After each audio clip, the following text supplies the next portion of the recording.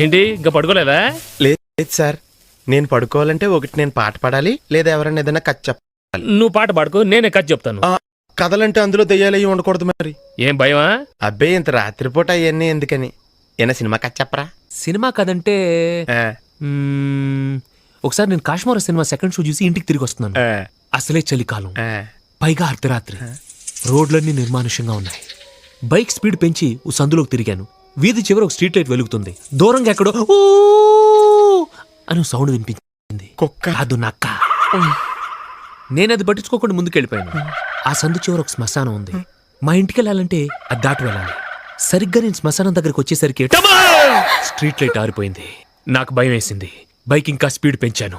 Sudden గా dam అని sound వచ్చింది. Tyre puncture. నేను బండిది గబగబా నడుస్తున్నాను. నా వెనకాల ఎవరు వస్తున్నట్టు అనిపించింది. సడన్ గా వెనక తిరిగాను. ఎదురుగా నా ఫ్రెండ్ కనిపించాడు. వాడిని చూసి ఆశ్చర్యపోయి నువ్వేంట్రా ఇక్కడ అని అడిగాను. వాడి మధ్య నేను ఇక్కడే ఉంటున్నాను రా అన్నాడు. నేను ఆ భయం పోగొట్టుకోవటానికి సిగరెట్ ఉందా అని అడిగాను. వాడి చెవిలో నుంచి సిగరెట్ తీసిచ్చాడు. నా దగ్గర అగ్గిపెట్టలేదురా అన్నాను. పర్లేదు నా దగ్గర ఉందని చూపుడు వేలు చూపించాడు.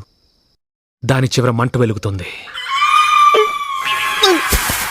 పద్దు, నాకు భయం వేసి వాడి కాళ్ల వైపు చూశాను. దూరంగా ఉన్న చితిమంటల వెలుగులో వాడి కాళ్ళు కనిపించాయి. అంతా మామూలుగానే ఉంది గాని పాదం మాత్రం వెనక్కి తిరుగుతుందిలా. కథలు కావాలంటే యాదవ్కి